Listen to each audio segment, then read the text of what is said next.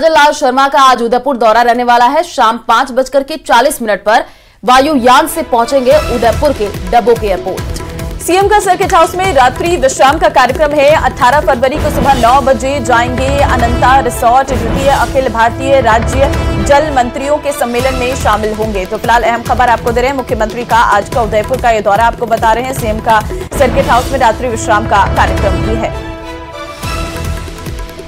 18 फरवरी को सुबह 9 बजे जाएंगे अनंता रिसोर्ट, आपको बता दें, और द्वितीय अखिल भारतीय राज्य जल मंत्रियों के सम्मेलन में शामिल होंगे मुख्यमंत्री।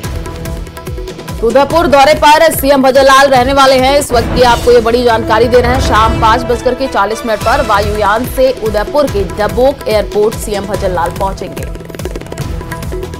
बढ़ते आगे, जयपुर से बड़ी खबर आपको देंगे। विधानसभा में 19 फरवरी को पेश होगा बजट। बजट से पहले सदन में गतिरोध दूर करने के प्रयास। आज सुबह 11 बजे होगी सर्वदलीय बैठक। तो विधानसभा में विधानसभा अध्यक्ष देवनानी की अध्यक्षता में यह बैठक होगी। 7 फरवरी को सीएम के जवाब में भी गतिरोध था। किरोड़ी लाल मीणा के फोन टैपिंग के मामले पर हंगामा हुआ था। सदन में विपक्ष चाहता था सरकार से जवाब। तो ये बड़ी जानकारी आपको दे रहा है। विधानसभा में 19 फरवरी को बजट पेश होना है। तैयारियां पूरी कर ली गई हैं। बजट से पहले सदन में गतिरोध दूर करने के प्रयास किए जाएंगे। आज सुबह 11 बजे का समय होगा जब सर्वदलीय बैठक होगी।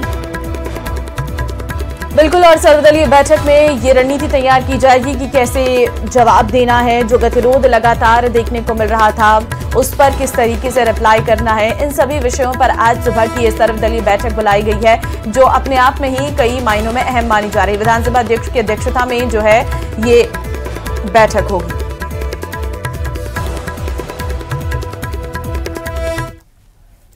बीकानेर से बड़ी खबर आपको बता दें, पराली के स्टॉक में अचानक से आग लगी है। छतरगढ़ स्थित बायोमास पावर प्लांट में भीषण आग लग गई। सूचना पर अधिकारी मौके पर पहुंचे हैं। आग पर काबू पाने का प्रयास किया जा रहा है। देखिए, तेज हवाओं के चलने के कारण आग ने विकराल रूप धारण कर दिया है। संसाधनों के अभाव में बड़े नुकसान होने की आशंका है। सरपंच प्रतिनिधि सद्दाम हुसैन ने कहा है कि प्लांट में फायर फाइटिंग की कोई सुविधा नहीं है। पराली ज्वलनशील, जिसके चलते आग पर काबू पाना हो रहा है मुश्किल। अब जाहिर तौर पर अगर हवा तेज है तो हवा के तेज होने की वजह से जो आग है वो तेजी के साथ आगे बढ़ रही है। और क्योंकि पराली में आग लगी है और पराली में बहुत सेकंड में आग लग जाती है, तो यही वजह है कि इस आग को काबू करने में मुश्किलें आ रही हैं। पराली के स्टॉक में अचानक ये आग लग गई है।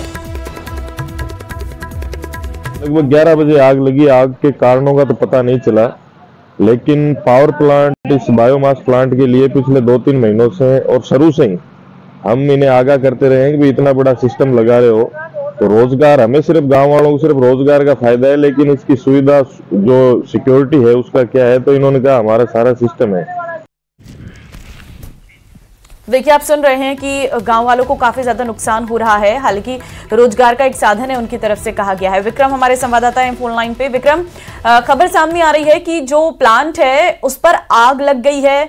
क्या जानकारी है आपके पास? क्या अभी तक आग पर काबू पाया गया है नहीं पराली के स्टॉक में? देखिए, जो देर रात को आग लगी थी वो आग अभी भी चल रही है और दमकल की जो गाड़ियां हैं वो यहाँ पर आग को जो है काबू करने का प्रयास कर रही है। लेकिन 6000 क्विंटल से भी अधिक जो ये पराली पूरे क्षेत्र में यहाँ रखी हुई है, क्योंकि ये जो प्लांट है वहाँ पर पराली को जलाकर और जो बिजली बनाने का इस तरह का काम यहाँ किया जाता है पावर प्लांट में। लेकिन इतना बड़ा प्लांट होने के बावजूद ना तो यहाँ पर कोई संसाधन है जिनसे आग पर काबू पाया जा सके, और सबसे बड़ी बात ये भी है कि इस क्षेत्र में जो कादूवाला और छतरगढ़ क्षेत्र है वहाँ पर दमकल की व्यवस्था भी नहीं है। तो इसकी वजह से जो है बड़ी परेशानी हो रही है। जो रात को भी जो दमकल पहुंची है तो छतरगढ़ के अंदर एक बीकानेर से दमकल को भेजा गया है, एक अनूपगढ़ से दमकल को भेजा गया है। इस तरीके से जो इतनी दूरी से जो गाड़ियों को भेजकर आग बुझाई जा रही है, लेकिन अभी तक जो है दमकल की गाड़ियां जो है वो ये प्रयास कर रही है कि आग आगे ना फैले, क्योंकि पूरे क्षेत्र में ये पराली फैली हुई है। अगर ये आग आगे बढ़ती है तो प्लांट को भी नुकसान हो सकता है। तो प्रयास चल रहे हैं पूरी तरीके से। अभी तक आग पर काबू नहीं पाया गया है, लेकिन जिस तरीके से ये प्लांट यहाँ लगाया गया है ये कोई प्राइवेट कंपनी का प्लांट है, लेकिन यहाँ पर कोई किसी भी तरह के संसाधन नहीं है। इसी का विरोध जो है ग्रामीणों ने भी किया है और मौके पर जो अधिकारी भी देर रात से यहाँ डटे हुए हैं, तहसीलदार हो चाहे सीईओ। अभी और कितना समय बताया जा रहा है, क्योंकि बताया जा रहा है कि हवा चल रही है तो हवा के कारण आग फैल रही है? देखिए, क्योंकि ये पराली जो है वो बहुत जल्दी आग पकड़ लेती है और हवा तेज होने की वजह से जो है काफी मशक्कत इन्हें करनी पड़ रही है दमकल विभाग को, लेकिन प्रयास यही किया। ठीक है विक्रम, आप नजर बना करके रखिए। फिलहाल शुक्रिया तमाम जानकारी साझा करने के लिए। और अब श्रीगंगानगर से बड़ी खबर आपको देंगे। घड़साना के 13 एमडी टोल प्लाजा पर चक्का जाम जारी है। सिंचाई पानी की मांग को लेकर ये चक्का जाम आज भी तीसरे दिन भी जारी है। तो शनिवार को हुई वार्ता में प्रशासन ने सिंचाई पानी देने में असमर्थता जताई और संयुक्त किसान मोर्चा आज बीकानेर के खाजूवाला में महापड़ाव डालेगा। आईजीएनपी के प्रथम चरण में सिंचाई पानी की मांग को लेकर के जो किसान हैं वो संघर्षरत है। खाजूवाला का मार्केट आज पूरी तरीके से बंद रहेगा। धान मंडी के व्यापारियों ने भी किसानों को समर्थन दिया है। कृषि जिन्सों की आज धान मंडी में खरीद नहीं होगी। तो बड़ी जानकारी श्रीगंगानगर से आपको दे रहा है। घड़साना के 13 एमडी टोल प्लाजा पर चक्का जाम जारी रहेगा, ऐसी जानकारी मिल रही है। खाजूवाला का मार्केट आज पूरी तरीके से बंद रहेगा। ज्यादा जानकारी के लिए संवाददाता विक्रम हमारे साथ जुड़ चुके हैं। विक्रम, किसानों का ये प्रदर्शन देखने को मिल रहा है, चक्का जाम किया जा रहा है, कई दौर की वार्ता हुई लेकिन विफल रही, अपडेट क्या है पूरे मामले में?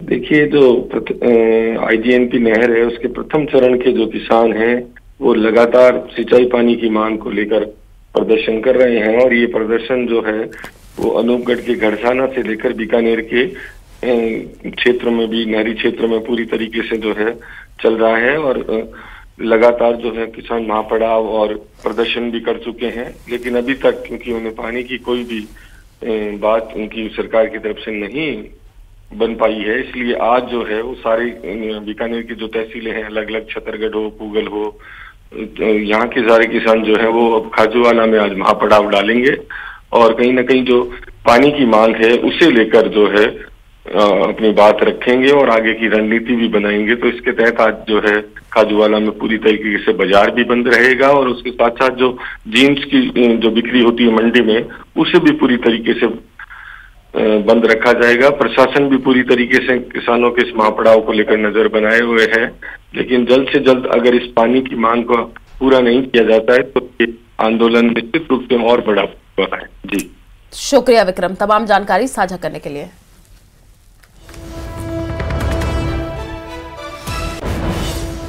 और इसी बीच कोटा से बड़ी खबर सामने आ रही है। आज हड़ताल पर एमबीएस अस्पताल के ठेकाकर्मी रहने वाले हैं। 500 से अधिक ठेकाकर्मियों की हड़ताल के चलते जो चिकित्सा व्यवस्था है वो चरमराने लगी। देखिए, मरीजों और उनके परिजनों की बढ़ती जा रही है परेशानियां। एरियर सहित विभिन्न मांगों को लेकर आंदोलन की राह पर हैं ठेकाकर्मी। तो फिलहाल बड़ी खबर आपको हम दे रहे हैं, जहां पर आज हड़ताल के चलते चरमराने लगी है चिकित्सा व्यवस्था। आज हड़ताल पर एमबीएस अस्पताल के ठेकाकर्मी रहने वाले हैं। मरीजों और उनके परिजनों की परेशानियां जो है यहां पर बढ़ सकती हैं। कई मांगे हैं जिसमें एरियर सहित कई मांगों को लेकर आंदोलन की राह पर ये ठेकाकर्मी है। हमें अभी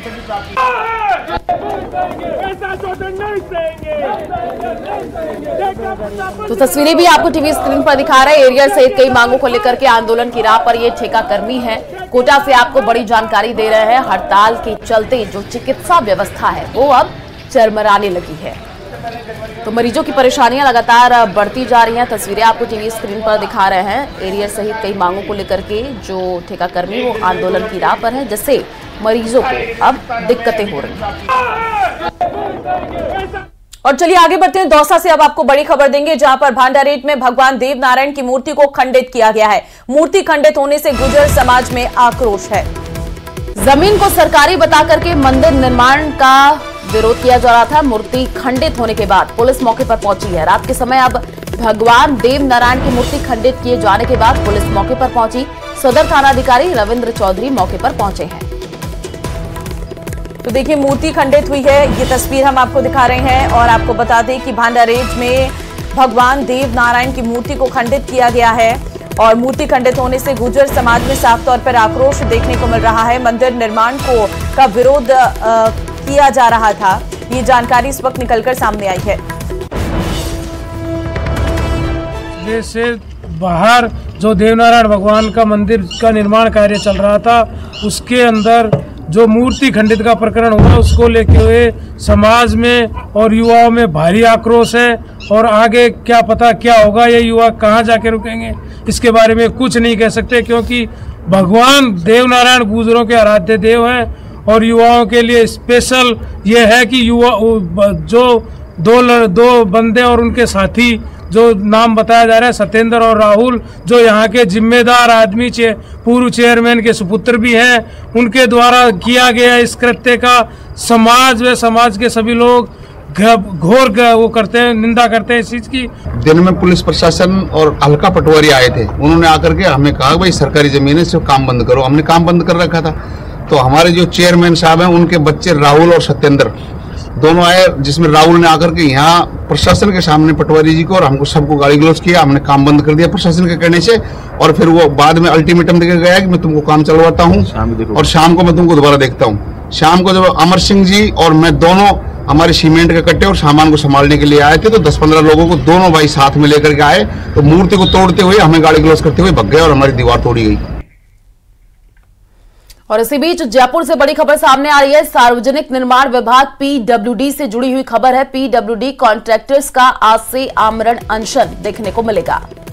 वर्क कॉन्ट्रैक्ट्स एसोसिएशन ने किया है ऐलान। एसोसिएशन ने पीडब्ल्यूडी पर लगाया वादा खिलाफी का आरोप। 150 दिन पहले किए गए वादों को झुठलाने का आरोप लगाया गया है। पुराने बकाया समेत कई मांगों पर करने जा रहे हैं आमरण अनशन, और डिफेक्ट लायबिलिटी पीरियड को 5 से 1 साल करने की मांग है। रजिस्ट्रेशन रिन्यूअल बंद करने, बड़ी फीस वापस लेने की मांग की जा रही है। तो बड़ी जानकारी आपको दे रहे हैं, सार्वजनिक निर्माण से जुड़ी हुई ये बड़ी खबर है।